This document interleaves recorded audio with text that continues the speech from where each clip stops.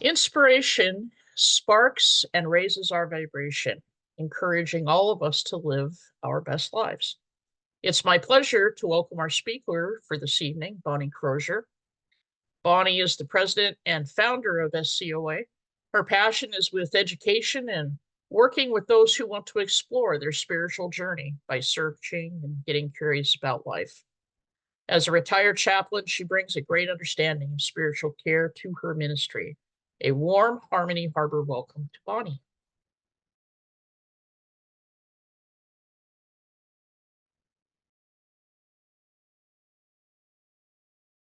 Well, hello again, everybody. Welcome on this first Sunday of November. Today, I want to read something again from Chicken Soup of the Soul. This, I know you guys are laughing. One of my favorite books. And whenever I want to have something that um, gives me like some uplifting or something, this is my go-to. This is kind of my thing. So this one's called A Sure Sign. Many mornings I sat at my kitchen table, a cup of coffee in my hand, reveling in cheery atmosphere. It took me 9 years of garage sales to decorate the room with apple curtains, pictures of apples on the wall, a red apple teapot, and even apple knobs on my cabinets. I enjoyed my downstairs bathroom as almost as much since I had painted the walls in deep pink and hung rose patterned curtains on the window.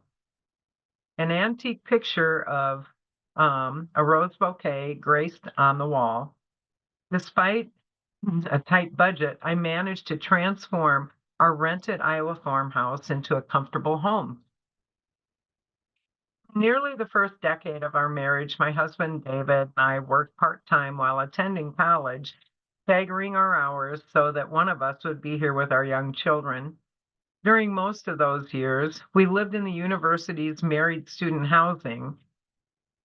By the time that we both graduated, we had 4 children, and we decided that it would be best if I stayed home with them. We moved a lot, always renting, and one occasion we approached the bank loan officer about purchasing a home. She took a look at our application, shook her head, and pushed the papers back across her desk. "You'll be paying off those student loans for the rest of your life," she said. "No bank is even going to consider you for a loan as long as you're living off of one income and you have all of this debt." Then we continued renting, finally ending up in a farmhouse 17 miles from David's workplace. The house was ideal, except for the fact that it could get very cold in the winter. By this time, we were parents of 8 children, still living off mostly one income. I thought I had done everything from selling used books to freelance writing to help out. The prospect of us ever owning a home seemed very remote. Then in April, David's family sold some farmland that they had owned since their father's death. For the first time in our 27 years of marriage, we had large sums of money right there at our disposal. The idea of buying a house resurfaced, and we immediately paid off our college loans and credit card debt, setting aside money in savings for a down payment or an emergency. The emergency was cancer. David's stage 4 oral cancer, invasive surgery, removing the tumor on the base of his tongue and adjacent lymph nodes, followed by a grueling 6 weeks of radiation and chemotherapy. For months, I cared for David, changing bloody dressings, doling out medications, preparing liquid tube feedings, and becoming his companion every Wednesday during chemotherapy. Medical insurance and accumulated sick days, the huge co-payment on some of the medications, and the 30-mile trips back and forth to the cancer center depleted our savings rapidly. 6 months later, David had returned to work full time, and the land sale money was gone. along with our dream of ever owning a house. It was we easily convinced ourselves that it didn't matter as long as David's health was good, and it continued. Cancer had taught us what was really important. A year after David's cancer treatment ended, Iowa experienced a particularly hard winter. By November, our bedroom dropped below 50 degrees, and David started sleeping downstairs since he could no longer tolerate the cold. I miss sharing the bed with him for the first time since living there. I always wished we could move. Shortly before Thanksgiving, I read in the newspaper about a program for first-time home buyers that didn't require a down payment. Excitedly, I filled out the papers and we began praying and asking for God to guide us in our search for that perfect home. The house would have to be in a quiet neighborhood, I told our daughter Beth on the phone one day. Well, our neighborhood is quiet, she quipped. Buy the house down the street. I laughed, and although the idea of living near Beth and her husband Ben seemed appealing, she and I had always been close. We talked on the phone daily, and Ben just wasn't a son-in-law. He was also David's coworker and friend. There will have to be an apple kitchen and a rose bathroom, I added, and I was just only half jesting, though. What are the odds of finding a house with either, much less both? This time we contacted a realtor who said that the perfect house was within our price range, a small 4-bedroom with a nice yard, and I quickly jotted down the address and hung up the phone before it dawned on me that the house was down the street from Beth. We stepped into the foyer the next day, and I immediately felt at home. I loved the beautiful woodwork and the homey atmosphere. Despite its small size, dark wood kitchen cupboards and drawers covered the entire wall. I turned from admiring the cabinets and nearly gasped out loud. A large apple wreath hung on the wall, and then I saw the fruit print wallpaper. My eyes widened as I quickly scanned the rest of the room to see apple canisters on the refrigerator and apples hanging from the shelf. I felt a shiver down my back, and I realized this was indeed my apple kitchen. Before heading upstairs, David and I looked out of the kitchen window, and we spotted a picnic table in the yard. I wish the table would come along with it, I said wistfully, and David shook his head. He knew how much I always wanted to have a picnic table. We never bought outdoor furniture of any kind, and since we were just renters, the prospect of another move was always on the back of our mind. The picnic table symbolized a sense of permanence that we never felt in our years of renting. Upstairs, I rushed to open the bathroom door, stopping dead in my tracks, and I saw the unmistakable pattern of roses on the wallpaper. A rose bathroom and an apple kitchen. Could God have been any more obvious that this was the house for us? David tried to talk me out of my certainty that this was the right house. We can't buy the first house that we look at, he said. I decided he was right, and if God meant for this house for us, it would still be there after we viewed some others. Over the next week, we looked at several more listings. My heart really wasn't into it. Nothing came close to the home that we had looked at. Still, David resisted the idea of the first house that we looked at could be the one for us. The apple kitchen and a rose bathroom, I reminded him. Does God have to hit you over the head with a board? He laughed in resignation, and my excitement finally was contagious. We were more pleased with this and called Beth to bring her young children to come over and look at it. Their eyes shone as they ran across the rooms. Heating vents in every room, 11-year-old Emily marveled. Let's get it. I smiled sadly, realizing not until then how much the cold upstairs bothered the kids too. After Beth and our children left, we told the realtor that we were ready to make an offer. Our hands shook as we signed the papers in her office, heralding one of the biggest changes in our new life after cancer. The next morning, on the day of the new year, the realtor called with the news that our offer had been accepted. I marveled at the way that God had answered our prayers, and that if he had the house in mind for us, he had just pointed the way.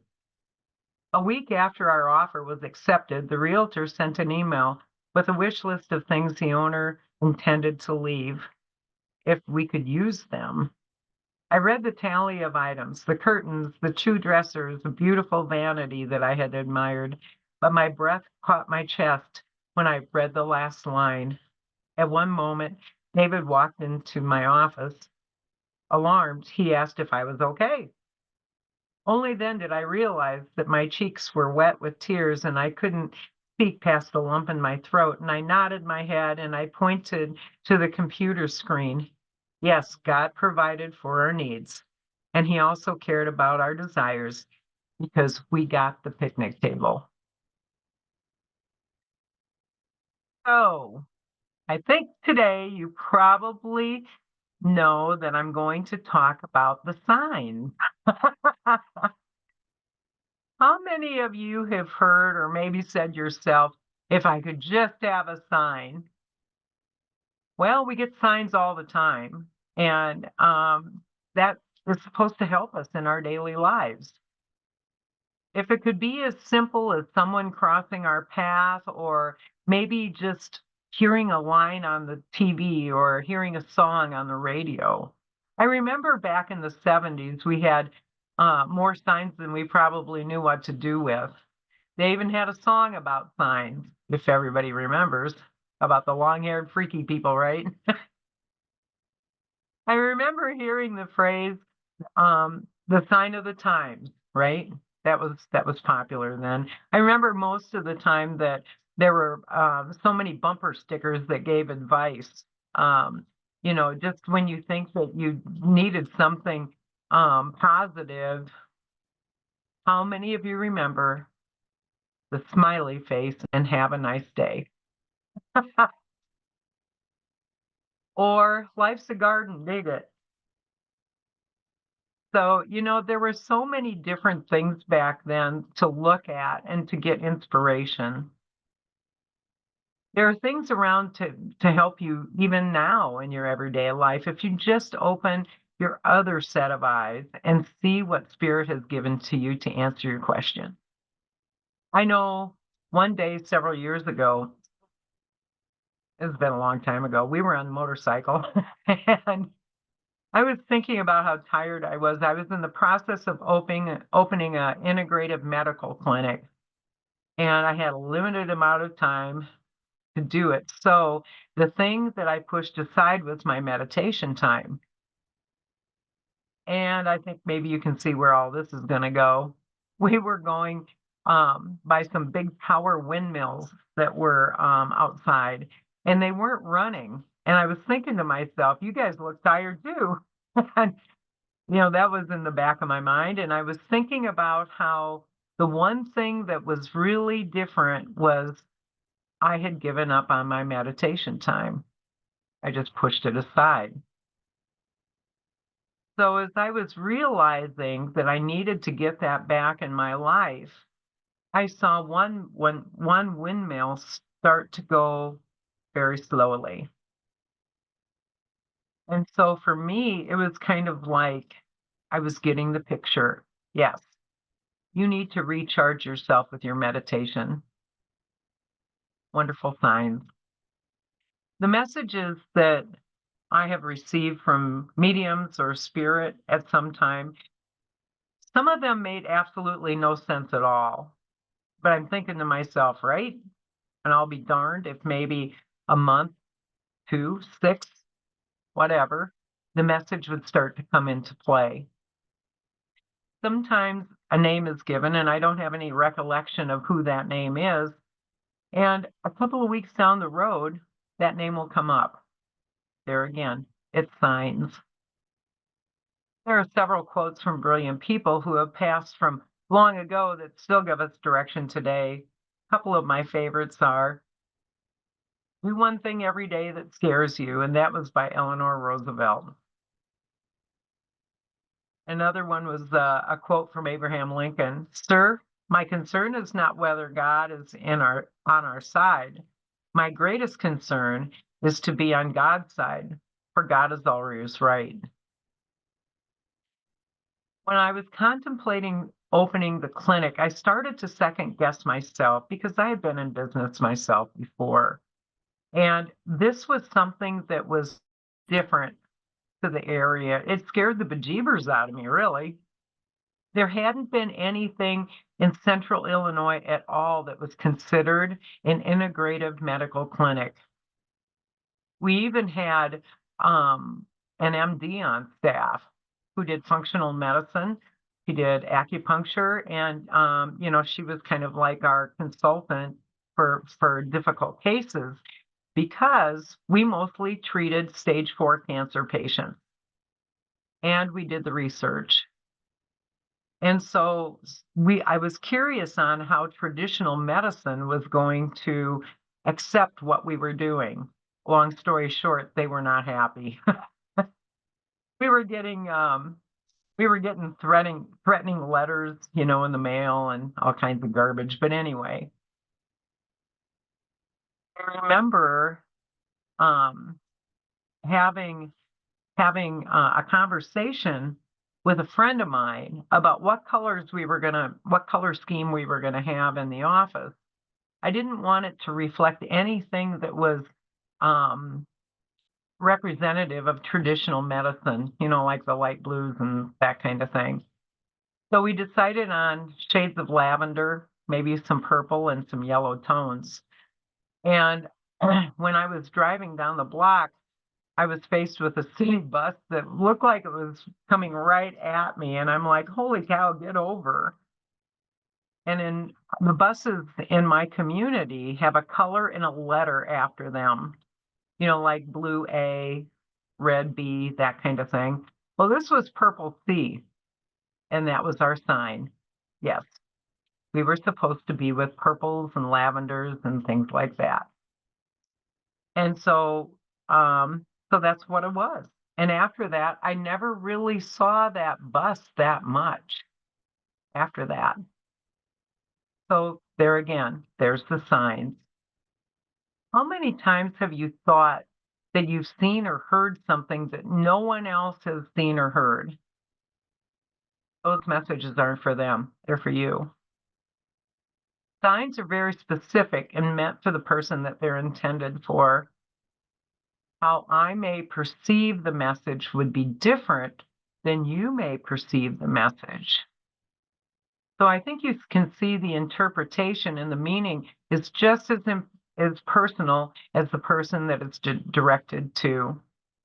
Things that look odd or out of place may be a gift from the other side to validate or educate or maybe support you in times of question. I was once told that those on the other side, all they just want to do is help us. They are love and light, and they want to do whatever they can to assist us in our goals and our experiences here on the earth plane. And I believe that to be true. There are times when things may seem out of place or odd, or, something comes up to capture my attention, almost to say, hey, stop, think about this. We're trying to communicate with you. They can be seen in many different places: butterflies, rainbows, specific animals, advertisements, street names, license plates, dreams, and the list can go on and on. They can offer a sense of warmth and bring closeness from loved ones missed.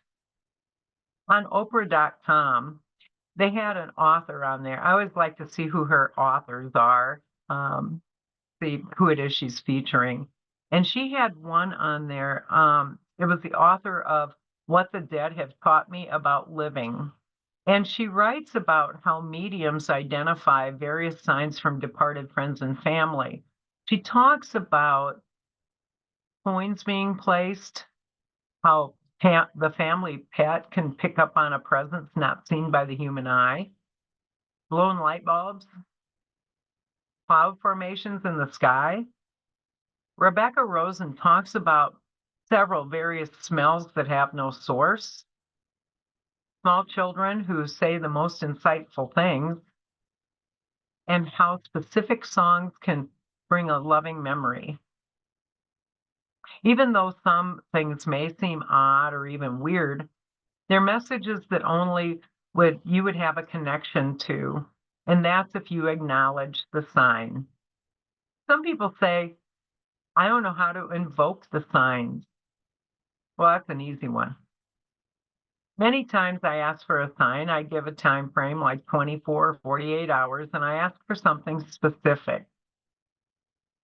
One time I was helping a person with some signs, and she had asked for 3 cowboy hats within 48 hours. And I know I've said this particular example before to some of you, but she needed validation for a very difficult decision that she was going to make.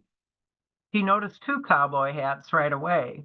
And then traveling with a friend, she was concerned she wasn't going to get her third validation because the time was almost up as they passed Arby's.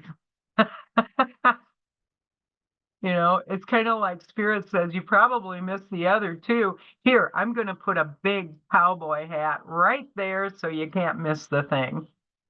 So, yes, they really do want to help us, and we have to do our part. We got to pay attention. So now many of you may think the story was funny, but how many signs are given to you each day that you miss? It's so easy to get caught up in just life things that float by. Sometimes getting signs of validation are like prayers answered, and so it's something that is so important that assists us from the help of the unseen source, and it's asked to help us support this human existence, especially when sometimes people just don't feel supported. They feel like nobody cares. That's when hope and faith that positive outcomes are possible. Some feel that there are angels among us, that there's messengers from the other side. And whatever your thoughts are on what the world of the unseen can do for you, I ask you to give it a try. Asking for signs in the physical life are the one thing that the spirit world gives us. If you don't get the outcome that you hope for, don't worry. It might not be time for you yet for it to happen in your life. Maybe the anticipated results are a disappointment when it doesn't work in your favor. It doesn't mean that it's not going to happen. It just means that you probably aren't ready for it yet. I remember several years ago, I wanted to take Reiki 1. I knew the instructor, but it was over 2 years before my schedule, finances, whatever, finally worked out. And I could finally take Reiki level 1. And I asked her, I said, why did this take too long? And she simply responded, you weren't ready. Okay. Each day when the sun comes up and rises, we get the chance to do it all over again. And who says there's each night when the sun sets, and it's a sign that we have an opportunity to make a difference, and a difference with others, a difference with ourselves. And how cool is that? Each year when the seasons change, it's a sign from God given to us that we are growing. As I close today, I want to leave you with an old joke. Many of you probably have heard this before, but it really makes the point. A fellow was stuck on his rooftop during a flood, and he was praying to God for help. Soon, a man in a rowboat came by, and the fellow shouted up to the man on the roof, "Jump in, I can save you." And the stranded man shouted back and said, "No, I'm okay. I'm praying to God and he's going to save me." So the rowboat went on. Then a motorboat came by, and the man in the boat shouted, "Jump in, I can save you." And again, the stranded man on the roof said, "No, thanks. I'm praying to God, and he is going to save me. I have faith." So the motorboat went on. Then a helicopter came by, and the water was getting quite high, and the pilot shouted, "Grab down to the rope, and I will lift you up for safety." And to this stranded man, he replied again, "No, thanks. I'm praying to God, and he's going to save me because I have faith." So the helicopter flew away. Soon the waters rose above the rooftop, and the man drowned. After he went into the afterlife, he finally got his chance to discuss this whole situation with God. At which point he exclaimed, "I had faith in you, but you didn't save me. You let me drown. I don't understand why." And to that, God replied, "I sent you a rowboat, a motorboat, and a helicopter. What more do you expect?" Thank you so much for allowing me to serve you in spirit today.